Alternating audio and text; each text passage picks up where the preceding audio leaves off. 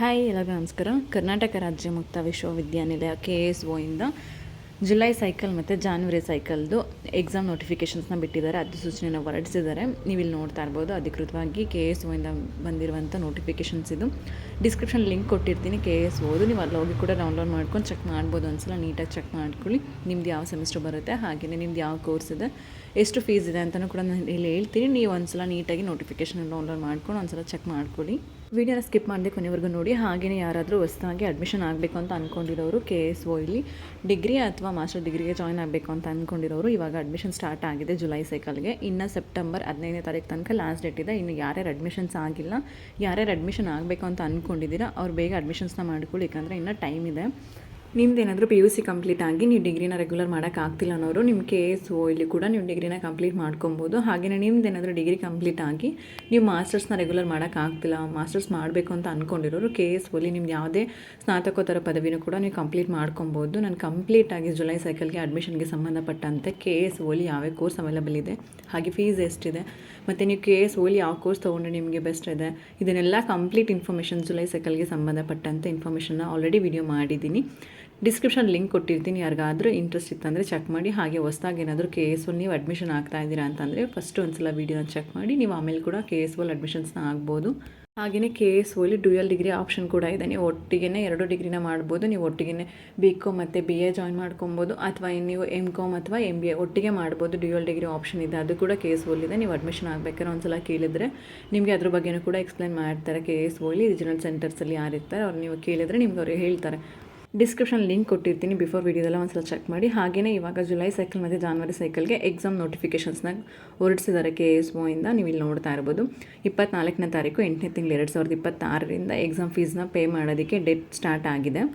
ಹಾಗೆಯೇ ದಂಡ ಶುಲ್ಕವಿಲ್ಲದೆ ಪಾವತಿ ಮಾಡಲು ಕೊನೆಯ ದಿನಾಂಕ ಬಂದು ನಿಮಗೆ 18ನೇ ತಾರೀಕು 9ನೇ ತಿಂಗಳು 2026, ಅಂದರೆ September month 18th last date ಇದೆ ಎಕ್ಸಾಮ್ ಫೀಸ್ನ ನೀವು ಪೇ ಮಾಡೋದಕ್ಕೆ.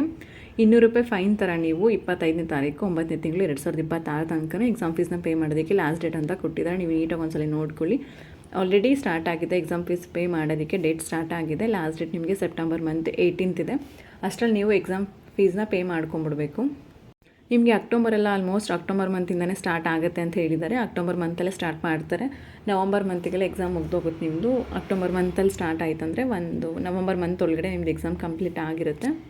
ಹಾಗೆಯೇ KSO ಇಂದ ಕೆಲವೊಂದೆಲ್ಲ ಇನ್ಸ್ಟ್ರಕ್ಷನ್ ಇದೆ, ಚೆಕ್ ಮಾಡ್ಕೊಳ್ಳಿ. ಅಲ್ಪಸಂಖ್ಯಾತರ ಕಲ್ಯಾಣ ಇಲಾಖೆ ವತಿಯಿಂದ ಯಾರು ಅಡ್ಮಿಷನ್ ಆಗಿರ್ತಾರೆ ಸ್ಟೂಡೆಂಟ್ಸು, ಅದರಲ್ಲೂ ದ್ವಿತೀಯ ಸೆಮಿಸ್ಟರಲ್ಲಿ ಯಾರು ಇರ್ತಾರೆ ವಿದ್ಯಾರ್ಥಿಗಳು, ಅವರು ನೀವು ಎಕ್ಸಾಮ್ದು ಅಪ್ಲಿಕೇಶನ್ಸ್ ಏನಿದೆ ಅದನ್ನ ಫಿಲ್ ಮಾಡಬೇಕು. ಆದರೆ ನೀವು ಎಕ್ಸಾಮ್ ಫೀಸ್ನ ಪೇ ಮಾಡುವಾಗಿಲ್ಲ ಅಂತ ಹೇಳಿದ್ದಾರೆ. ಆದರೆ ಯಾರಾದರೂ ಫೇಲ್ ಆಗಿದ್ರೆ, ಅನುತ್ತೀರ್ಣ ಅಂತ ಕೊಟ್ಟಿದ್ದಾರೆ, ಅವ್ರು ಮಾತ್ರ ಎಕ್ಸಾಮ್ ಫೀಸ್ನ ಪೇ ಮಾಡಲೇಬೇಕು ಅಂತ ಹೇಳಿದ್ದಾರೆ, ಪಾವತಿಸಬೇಕು ಅಂತ ಹೇಳಿದ್ದಾರೆ.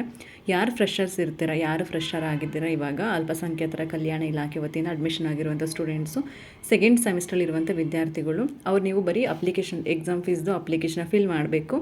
ನೀವು ಆದರೆ ಎಕ್ಸಾಮ್ ಫೀಸ್ನ ಪೇ ಮಾಡುವಾಗಿಲ್ಲ ಅಂತ ಹೇಳಿದರೆ. ಅರ್ಥ ಆಗಿದೆ ಅಂತ ಅನ್ಕೋತೀನಿ. ನಿಮ್ಗೆ ಇನ್ನೇನಾದರೂ ಡೌಟ್ ಇತ್ತಂದರೆ ನೀವು ಎಕ್ಸಾಮ್ ಅಪ್ಲಿಕೇಶನ್ ಫಿಲ್ ಮಾಡೋಕ್ಕೆ ಮುಂಚೆನೇ ಒಂದ್ಸಲ KSO ರೀಜನಲ್ ಸೆಂಟರ್ಲಿ ಹೋಗಿ ಕೇಳಿ. ಡಿಸ್ಕ್ರಿಪ್ಷನ್ ಕೂಡ ನಾನು KSO ಹೆಲ್ಪ್ಲೈನ್ ನಂಬರ್ನ ಶೇರ್ ಮಾಡಿರ್ತೀನಿ. ಯಾರಿಗಾದ್ರೂ ಇಂಟ್ರೆಸ್ಟ್ ಇತ್ತಂದರೆ ಒಂದ್ಸಲ ಚೆಕ್ ಮಾಡ್ಕೊಳ್ಳಿ. ಅದು ಅಲ್ಪಸಂಖ್ಯಾತರ ಕಲ್ಯಾಣ ಇಲಾಖೆಯಿಂದ ಯಾರು ಅಡ್ಮಿಷನ್ ಆಗಿರ್ತೀರೋ ಅವ್ರಿಗೆ ಮಾತ್ರ ಇದು ಅಪ್ಲಿಕೇಬಲ್ ಆಗುತ್ತೆ.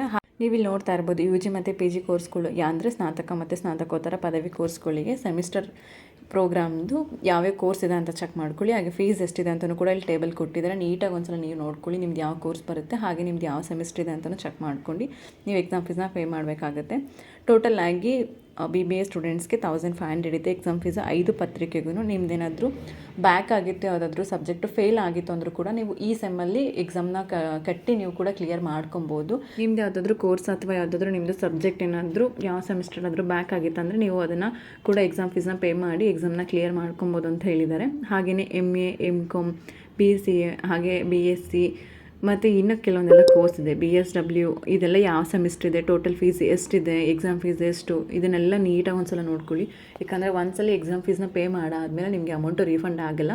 ನೀವು ಎಕ್ಸಾಮ್ ಫೀಸ್ನ ಅಪ್ಲಿಕೇಶನ್ ಫಿಲ್ ಮಾಡಬೇಕಾದ್ರೆ ಏನಾದರೂ ಎರರ್ ಮಾಡಿದ್ರೆ ಅಥವಾ ಏನಾದರೂ ತಪ್ಪು ಮಾಹಿತಿನ ಹಾಕಿದ್ರೆ ನಿಮಗೆ ಮತ್ತೆ ಅಮೌಂಟ್ ರೀಫಂಡ್ ಆಗಲ್ಲ ಅಂತ ಹೇಳಿದ್ದಾರೆ. ಹಾಗಾಗಿ ನೀವು ಒಂದ್ಸಲಿ ಎಕ್ಸಾಮ್ ಫೀಸ್ನ ಪೇ ಮಾಡಬೇಕಾದ್ರೆ ಡೀಟೇಲ್ಸೆಲ್ಲ ನೀಟಾಗಿ ನೋಡಿಕೊಂಡು ಯಾವ ಡಿಸ್ಟ್ರಿಕ್ಕೆಲ್ಲ ಬರುತ್ತೆ, ನಿಮ್ದು ಯಾವ ಡಿಸ್ಟ್ರಿಕ್ಕಲ್ಲಿ ಎಕ್ಸಾಮ್ ಸೆಂಟ್ರ್ ಬೀಳುತ್ತೆ, ಇದನ್ನೆಲ್ಲ ಚೆಕ್ ಮಾಡ್ಕೊಂಡು ನೀವು ಎಕ್ಸಾಮ್ ಫೀಸ್ನ ಪೇ ಮಾಡಬೇಕಾಗುತ್ತೆ. ಹಾಗೆಯೇ ಇದಲ್ಲದೆ ನಿಮಗೆ MSc ಮಾಡ್ತಿರೋರು ಅಥವಾ BSc ಮಾಡ್ತಿರೋರಿಗೆ ಪ್ರಾಕ್ಟಿಕಲ್ ಎಕ್ಸಾಮ್ ಇರುತ್ತೆ. ಹಾಗೆ ಕೆಲವೊಬ್ಬರದ್ದು ಪ್ರಾಕ್ಟಿಕಲ್ ಎಕ್ಸಾಮ್ ಇರುತ್ತೆ, ಕೋರ್ಸ್ ಮೇಲೆ ಡಿಪೆಂಡ್ ಇರುತ್ತೆ. ಅವರಿಗೆ ಒಂದು ಪೇಪರ್ಗೆ 200 ರೂಪೀಸ್ ಥರ ಇರುತ್ತೆ, ಒಂದು ಪ್ರಾಕ್ಟಿಕಲ್ ಎಕ್ಸಾಮ್ಗೆ ಅಂತಲೂ ಕೂಡ ಕೊಟ್ಟಿದ್ದಾರೆ. ನೀವು ಇಲ್ಲಿ ಚೆಕ್ ಮಾಡ್ಕೊಬೋದು ನಿಮ್ದು ಯಾವ್ದು ಎಕ್ಸಾಮ್ ಬರುತ್ತೆ, ಪ್ರಾಕ್ಟಿಕಲ್ ಎಕ್ಸಾಮ್ ಏನಾದರೂ ಇದೆಯಾ ಇಲ್ವೋ ಇದನ್ನೆಲ್ಲ ನೀವು ಒಂದು ಸಲ ಚೆಕ್ ಮಾಡ್ಕೊಳ್ಳಿ. ಹಾಗೆ ಪ್ರಾಕ್ಟಿಕಲ್ ಪರೀಕ್ಷೆ ಮತ್ತು ಏನಾದರೂ ಸಣ್ಣ ಪ್ರಬಂಧ ಅಂತಲೇ ಇದೆ, ಅದಕ್ಕೆ 200 ರೂಪಾಯಿ ಅಂತ ಫೀಸ್ನ ಮೆನ್ಷನ್ ಮಾಡಿದ್ದಾರೆ. ನೀವು ಇಲ್ಲಿ ಚೆಕ್ ಮಾಡ್ಕೊಳ್ಳಿ. ನೀವು ಎಕ್ಸಾಮ್ದು ಅಪ್ಲಿಕೇಶನ್ ಫಿಲ್ ಮಾಡಬೇಕಾದ್ರೆ ಎಕ್ಸಾಮ್ ಸೆಂಟರ್ನ ನೋಡ್ಕೊಂಡು ಕೊಡಿ.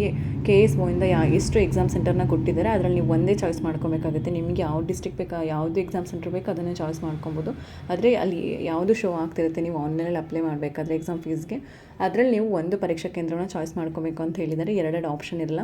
ಹಾಗೆ ನೀವು ಒಂದ್ಸಲಿ ಎಕ್ಸಾಮ್ ಸೆಂಟರ್ನ ಚಾಯ್ಸ್ ಮಾಡಾದಮೇಲೆ ಅಪ್ಲಿಕೇಶನ್ ಫಿಲ್ ಮಾಡಿ ನೀವು ಪೇಮೆಂಟ್ ಮಾಡಾದಮೇಲೆ ಯಾವುದೇ ಕಾರಣಕ್ಕೂ ಚೇಂಜಸ್ ಆಗಲ್ಲ, ಮತ್ತು ಬದಲಾವಣೆ ಮಾಡಿಕೊಡಲ್ಲ. ನಿಮಗೆ ನನಗೆ ದೂರ ಇದೆ, ನನಗೆ ಈ ಡಿಸ್ಟ್ರಿಕ್ಟಲ್ಲಿ ಈ ಎಕ್ಸಾಮ್ ಸೆಂಟರ್ ಬೇಕಿತ್ತು, ನನಗೆ ಆ ಎಕ್ಸಾಮ್ ಸೆಂಟರ್ ಬೇಕಿತ್ತು ಅಂತಂದರೆ ಯಾವುದೇ ಕಾರಣಕ್ಕೂ ಚೇಂಜಸ್ ಮಾಡಿಕೊಡಲ್ಲ.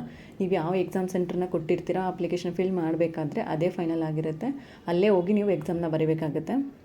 ಆನ್ಲೈನ್ ಮೂಲಕ ಮಾತ್ರ ನೀವು ಎಕ್ಸಾಮ್ ಫೀಸ್ನ ಪೇ ಮಾಡಬೇಕು ಅಂತ ಹೇಳಿದ್ದಾರೆ. ಯಾವುದೇ ಥರ ಆಫ್ಲೈನ್ ಇಲ್ಲ, ಅಂಚೆ ಮೂಲಕ ಇರ್ಬೋದು ಅಥವಾ ಬ್ಯಾಂಕ್ ಮೂಲಕ ಇರ್ಬೋದು.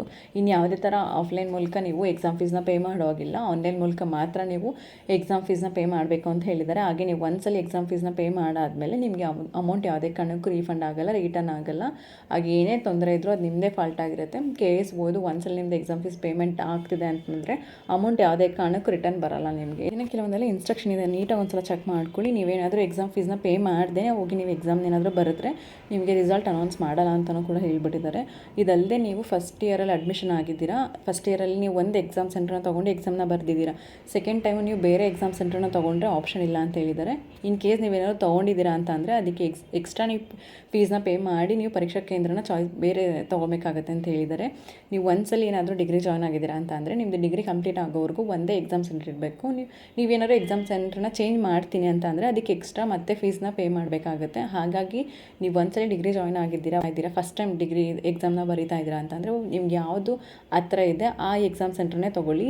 ತುಂಬ ದೂರ ಇರೋ ಎಕ್ಸಾಮ್ ಸೆಂಟ್ರೆಲ್ಲ ಕೊಡೋಕ್ಕೆ ಹೋಗಬೇಡಿ. ಇವಾಗ ಏನಾದರೂ ನೀವು ಮಾಸ್ಟರ್ಸ್ನ ಮಾಡ್ತಾ ಇದ್ದೀರಾ, ಫಸ್ಟ್ ಸೆಮಿಸ್ಟ್ರಿಗೆ ಒಂದು ಎಕ್ಸಾಮ್ ಸೆಂಟರು, ಸೆಕೆಂಡ್ ಸೆಮಿಸ್ಟ್ರಿಗೆ ಒಂದು ಎಕ್ಸಾಮ್ ಸೆಂಟ್ರ್ ಕೊಡೋಕ್ಕಾಗಲ್ಲ. ನೀವು ಒಂದೇ ಸಲ ತೊಗೊಬೇಕು. ಅದು ನಿಮ್ಮದು ಡಿಗ್ರಿ ಕಂಪ್ಲೀಟ್ ಆಗಿರಬೇಕು ಅಥವಾ ಮಾಸ್ಟರ್ಸ್ ಕಂಪ್ಲೀಟ್ ಆಗೋವರೆಗೂ ಒಂದೇ ಎಕ್ಸಾಮ್ ಸೆಂಟರ್ ನೀವು ಎಕ್ಸಾಮ್ನ ಬರೀಬೇಕಾಗುತ್ತೆ. ನೀವೇನಾದ್ರು ಚೇಂಜ್ ಮಾಡ್ತೀರಾ ಅನ್ನೋ ಪ್ಲ್ಯಾನ್ ಇದೆ ಅಂತಂದರೆ ಎಕ್ಸ್ಟ್ರಾ ಮತ್ತೆ ಫೀಸ್ ಪೇ ಮಾಡಬೇಕಾಗುತ್ತದೆಲ್ಲ. ಸೊ ಹಾಗಾಗಿ ಎಲ್ಲ ಥರ ಎಲ್ಲ ಮಾಡ್ಕೊಬೇಡಿ. ಒಂದೇ ಎಕ್ಸಾಮ್ ಸೆಂಟರ್ನ ತೊಗೊಳ್ಳಿ. ನಿಮ್ಮದು ಡಿಗ್ರಿ ಕಂಪ್ಲೀಟ್ ಮಾಡ್ಕೊಳ್ಳಿ ಅದರಲ್ಲೇ, ಅಥವಾ ಮಾಸ್ಟರ್ಸ್ ಕಂಪ್ಲೀಟ್ ಆಗೋವರೆಗೂ ಒಂದೇ ಎಕ್ಸಾಮ್ ಸೆಂಟರ್ನ ಮೇಂಟೈನ್ ಮಾಡ್ಕೊಳ್ಳಿ. ಹಾಗೆಯೇ ನಿಮಗೆ ಇಲ್ಲೇ ಇನ್ಸ್ಟ್ರಕ್ಷನಲ್ಲೇ ಕೊಟ್ಟಿದ್ದಾರೆ, ನೋಟಿಫಿಕೇಷನಲ್ಲೇ ನಿಮಗೆ ಅಡ್ಮಿಷನ್ ಆಗೋ ಟೈಮಲ್ಲಿ ಡಿಗ್ರಿ ಅಥವಾ ಮಾಸ್ಟರ್ ಡಿಗ್ರಿ ನೀವು ಯಾವ ಕೋರ್ಸ್ಗಾದರೂ ಜಾಯ್ನ್ ಆಗಬೇಕಾದ್ರೆ ನಿಮಗೆ ID ಕಾರ್ಡ್ ಇಶ್ಯೂ ಮಾಡಿರ್ತಾರೆ, ಐಡೆಂಟಿ ಕಾರ್ಡ್ ಅಂತ ಹೇಳಿ ನಿಮಗೆ ಇಶ್ಯೂ ಮಾಡಿರ್ತಾರೆ. ಅದು ನಿಮಗೆ ಕಂಪಲ್ಸರಿ ನಿಮ್ಮ ಹತ್ರ ಇರಬೇಕು. ನಿಮಗೆ ಎಕ್ಸಾಮ್ಗೆ ಹೋಗೋ ಟೈಮಲ್ಲಿ ನಿಮ್ಮದು ಐಡೆಂಟಿ ಕಾರ್ಡ್ನ ತೊಗೊಂಡು ಹೋಗಬೇಕು ಅಂತ ಹೇಳಿದ್ದಾರೆ. ನಿಮ್ದು ಯಾವ ಕೋರ್ಸ್ ಇರುತ್ತೆ ಹಾಗೆ ಯಾವ ಸೆಮಿಸ್ಟ್ರಲ್ಲಿ ಇದ್ದೀರಾ ಅಂಥೇಳಿ ನಿಮ್ಗೊಂದು ID ಕಾರ್ಡ್ನ ಇಶ್ಯೂ ಮಾಡಿರ್ತಾರೆ. ನಿಮ್ಗೆ ಎಲ್ಲಿ ಅಡ್ಮಿಷನ್ ಆಗಿರ್ತೀರ, ರೀಜನಲ್ ಸೆಂಟರ್ಸ್ ಇರ್ಬೋದು ಅಥವಾ ಮೈಸೂರು ಯೂನಿವರ್ಸಿಟಿಲಿ ಇರ್ಬೋದು, ಎಲ್ಲ ಕಡೆ ನಿಮಗೆ ID ಕಾರ್ಡ್ ಇಶ್ಯೂ ಮಾಡಿರ್ತಾರೆ. ಇನ್ನೂ ಯಾರಾದರೂ ID ಕಾರ್ಡ್ನ ತೊಗೊಂಡಿಲ್ಲ ಅಂತ ಅಂದರೆ ನೀವು ಬೇಗ ಹೋಗಿ ಎಲ್ಲಿ ಅಡ್ಮಿಷನ್ ಆಗಿದ್ದೀರಾ ಅಲ್ಲಿ ಕೇಳಿ ನಿಮ್ಮದು ID ಕಾರ್ಡ್ನ ತೊಗೊಳ್ಳಿ. ಎಕ್ಸಾಮ್ಗೆ ಹೋಗ್ಬೇಕಾದ್ರೆ ನಿಮ್ಮ ಹತ್ರ ID ಕಾರ್ಡ್ ಕಂಪಲ್ಸರಿ ಇರಲೇಬೇಕು ಅಂತ ಹೇಳಿದ್ದಾರೆ. ಹಾಗೆಯೇ ನೋಟಿಫಿಕೇಷನಲ್ಲಿ ಕೊಟ್ಟಿದ್ದಾರೆ ನಿಮ್ಮದು ನೆಕ್ಸ್ಟ್ ಆಲ್ ಟಿಕೆಟ್ನ KSO ವೆಬ್ಸೈಟಲ್ಲೇ ನಾವು ಬಿಡ್ತೀವಿ ಅಧಿಕೃತವಾಗಿ ಅಂತ ಹೇಳಿದ್ದಾರೆ. ನಿಮ್ಮದು ಎಕ್ಸಾಮ್ ಆಲ್ ಟಿಕೆಟ್ ಅಂದರೆ ಆಲ್ಮೋಸ್ಟ್ ನಿಮ್ಮದು ಎಕ್ಸಾಮ್ ಫೀಸ್ ಪೇಮೆಂಟ್ ಎಲ್ಲ ಲಾಸ್ಟ್ ಡೇಟ್ ಎಲ್ಲ ಕಂಪ್ಲೀಟ್ ಆಗಬೇಕು. ಕಂಪ್ಲೀಟ್ ಆದಮೇಲೆ ನಿಮಗೆ ಹಾಲ್ ಟಿಕೆಟ್ನ ಬಿಡ್ತಾರೆ. ಅಕ್ಟೋಬರ್ ಮಂತಿಂದನೇ ನಿಮಗೆ ಪದವಿ ಅಥವಾ ಸ್ನಾತಕೋತ್ತರ ಪದವಿ ಕೋರ್ಸ್ಗಳಿಗೆ ಎಲ್ಲದಕ್ಕೂ ಎಕ್ಸಾಮ್ ಆಲ್ಮೋಸ್ಟ್ ಸ್ಟಾರ್ಟ್ ಆಗಿಬಿಟ್ಟಿರುತ್ತೆ. ಅಕ್ಟೋಬರ್ ಮಂತಿಂದನೇ ಸ್ಟಾರ್ಟ್ ಆಗುತ್ತೆ. ನಿಮಗೆ ಸೆಪ್ಟೆಂಬರ್ ಮಂತ್ ಲಾಸ್ಟ್ ಅಥವಾ ಅಕ್ಟೋಬರ್ ಫಸ್ಟ್ ಯಾವಾಗ ಎಕ್ಸಾಮ್ ಇದೆ ಅದನ್ನು ನೋಡ್ಕೊಂಡು ನಿಮಗೆ ಹಾಲ್ ಟಿಕೆಟ್ನ ಬಿಡ್ತಾರೆ. KSO ನಿಮಗೆ ಎಕ್ಸಾಮ್ಗೆ ರಿಲೇಟೆಡ್ ಆಗಿ ಎಕ್ಸಾಮ್ ಫೀಸನ್ನು ಪೇ ಮಾಡೋದಕ್ಕೆ ಏನಾದರೂ ರಿಲೇಟೆಡ್ ಆಗಿ ನಿಮಗೆ ಏನಾದ್ರು ಡೌಟ್ ಇದೆ ಅಂತ ಅಂದರೆ ನಾನು ಡಿಸ್ಕ್ರಿಪ್ಷನಲ್ಲಿ ಲಿಂಕ್ ಕೊಟ್ಟಿರ್ತೀನಿ. KSO ಇದು ಹೆಲ್ಪ್ಲೈನ್ ನಂಬರ್ಗೆ ಕಾಲ್ ಮಾಡಿ ಕೂಡ ನಿಮ್ಗೆ ಏನೇ ಡೌಟ್ ಇದ್ದರೂ ಕೇಳಿ. ಅಥವಾ ನಿಮ್ಗೆ ಯಾವುದಾದ್ರೂ ರೀಜನಲ್ ಸೆಂಟರ್ಸ್ ಹತ್ರ ಇದೆ ಅಂತ ಅಂದರೆ ನೀವು ಅಲ್ಲಿ ಹೋಗೋ ಕೂಡ ನೀವು ಮಾಹಿತಿನ ಕೇಳ್ಕೊಂಡು ಅದಾದಮೇಲೆ ನೀವು ಎಕ್ಸಾಮ್ ಫೀಸ್ನ ಪೇ ಮಾಡ್ಕೊಬೇಕಾಗತ್ತೆ. ಹಾಗೆ ಅಲ್ಪಸಂಖ್ಯಾತರ ಕಲ್ಯಾಣ ಇಲಾಖೆಯವರು ನೋಡ್ಕೊಂಡು ಅಲ್ಲಿ ಯಾರು ಅಡ್ಮಿಷನ್ ಆಗಿರ್ತಾರೆ, ಅಲ್ಪಸಂಖ್ಯಾತರ ಕಲ್ಯಾಣ ಇಲಾಖೆ ವತಿಯಿಂದ ಯಾರು ಅಡ್ಮಿಷನ್ ಆಗಿರ್ತಾರೆ ಆ ಸ್ಟೂಡೆಂಟ್ಸು ನೋಡ್ಕೊಂಡು ಚೆಕ್ ಮಾಡ್ಕೊಂಡು ನೀವು ಅಪ್ಲಿಕೇಶನ್ ಫಿಲ್ ಮಾಡ್ಕೊಳ್ಳಿ. ಹಾಗೆ ಫೀಸ್ ಪೇಮೆಂಟ್ ಮಾಡೋ ಹಾಗಿಲ್ಲ ಅಂತ ಹೇಳಿದರೆ ಅದೆಲ್ಲ ಪ್ರೊಸೀಜರ್ನಲ್ಲಿ ನೋಡ್ಕೊಂಡು ನೀವು ಆಮೇಲೆ ಕೂಡ ಅಪ್ಲಿಕೇಶನ್ ಫಿಲ್ ಮಾಡ್ಕೊಳ್ಳಿ. ಇನ್ನು ನಾರ್ಮಲಾಗಿ ಯಾರು ಅಡ್ಮಿಷನ್ಸ್ ಆಗಿದ್ದೀರಾ ಅವರು ಎಕ್ಸಾಮ್ ಫೀಸ್ನ ಪೇ ಮಾಡೋಕ್ಕೂ ಮುಂಚೆ ಒಂದ್ಸಲ ಅಪ್ಲಿಕೇಶನ್ ಚೆಕ್ ಮಾಡಿಕೊಂಡು ಎಕ್ಸಾಮ್ ಸೆಂಟರ್ ಎಲ್ಲ ಚೆಕ್ ಮಾಡ್ಕೊಂಡು ಆಮೇಲೆ ನೀವು ಪೇಮೆಂಟ್ ಮಾಡಿ. ಯಾಕಂದರೆ ಅಮೌಂಟ್ ರೀಫಂಡ್ ಆಗಲ್ಲ. ಅಮೌಂಟ್ ಎಲ್ಲ ಜಾಸ್ತಿನೇ ಇದೆ, 1500, 600, 700, 800 ಆ ಥರ ಎಲ್ಲ ಇದೆ. ಹಾಗಾಗಿ ಅಮೌಂಟ್ನ ಕಳ್ಕೊಂಬಿಡಿ. ಒಂದ್ಸಲ ನೀವೇನಾದರೂ ಪೇಮೆಂಟ್ ಆಯಿತು ಅಂದರೆ ರೀಫಂಡ್ ಆಗಲ್ಲ. ಎಕ್ಸಾಮ್ ನೋಟಿಫಿಕೇಷನ್ಗೆ ಸಂಬಂಧಪಟ್ಟಂತೆ ನಿಮ್ಗೇನಾದ್ರು ಡೌಟ್ ಇದೆ ಅಂತ ಅಂದರೆ ಕಮೆಂಟ್ ಮಾಡಿ ರಿಪ್ಲೈ ಮಾಡ್ತೀನಿ. ಹಾಗೆಯೇ ಯಾರಾದರೂ ಇನ್ನೂ ಅಡ್ಮಿಷನ್ಸ್ ಆಗದೇ ಇರೋರು KS ಅಲ್ಲಿ ಅಡ್ಮಿಷನ್ ಮಾಡ್ಕೊಬೇಕು ಅಂತ ಅಂದ್ಕೊಂಡಿರೋರು ಬೇಗ ಅಡ್ಮಿಷನ್ ಮಾಡ್ಕೊಳ್ಳಿ. ನಾನು ಡಿಸ್ಕ್ರಿಪ್ಷನ್ ಲಿಂಕ್ ಕೊಟ್ಟಿರ್ತೀನಿ, ಬಿಫೋರ್ ವೀಡಿಯೋ ಮಾಡಿದ್ದೀನಿ. ಜುಲೈ ಸೈಕಲ್ ಅಡ್ಮಿಷನ್ ಸ್ಟಾರ್ಟ್ ಆಗಿದೆ ಅಂತ ಹೇಳಿದ್ದೆ, ಅದಕ್ಕೆ ಸಂಬಂಧಪಟ್ಟಂಥ ವೀಡಿಯೋದು ಡಿಸ್ಕ್ರಿಪ್ಷನ್ ಲಿಂಕ್ ಕೊಟ್ಟಿರ್ತೀನಿ, ಒಂದ್ಸಲ ಚೆಕ್ ಮಾಡಿ. ಹಾಗೆ ಹೆಲ್ಪ್ಲೈನ್ ನಂಬರ್ ಕೂಡ ಡಿಸ್ಕ್ರಿಪ್ಷನ್ ಕೊಟ್ಟಿರ್ತೀನಿ, ವೆಬ್ಸೈಟ್ ಲಿಂಕ್ ಕೂಡ ಕೊಟ್ಟಿರ್ತೀನಿ, ಒಂದ್ಸಲ ಚೆಕ್ ಮಾಡ್ಕೊಳ್ಳಿ. ವಿಡಿಯೋ ಇಷ್ಟ ಆಗಿದೆ ಅಂತ ಅನ್ಕೋತೀನಿ. ವಿಡಿಯೋ ಇಷ್ಟ ಆಗಿರೋ ಲೈಕ್ ಮಾಡಿ. ಹಾಗೆ ನನ್ನ ಚಾನಲ್ಗೆ ಯಾರು ಸಬ್ಸ್ಕ್ರೈಬ್ ಮಾಡ್ಕೊಂಡಿಲ್ಲ, ಸಬ್ಸ್ಕ್ರೈಬ್ ಮಾಡ್ಕೊಂಡು ವಿಡಿಯೋ ನೋಡಿ. ಯಾರು ಸಬ್ಸ್ಕ್ರೈಬ್ ಮಾಡ್ಕೊಂಡಿದ್ದೀರಾ ಎಲ್ಲರಿಗೂ ಥ್ಯಾಂಕ್ ಯು ಅಂತ ಹೇಳ್ತಾ, ಈ ವಿಡಿಯೋ ರಿಲೇಟೆಡ್ ಏನಾದ್ರು ನಿಮಗೆ ಡೌಟ್ ಇದೆ ಅಂತಂದರೆ ಕಮೆಂಟ್ ಮಾಡಿ. Thank you.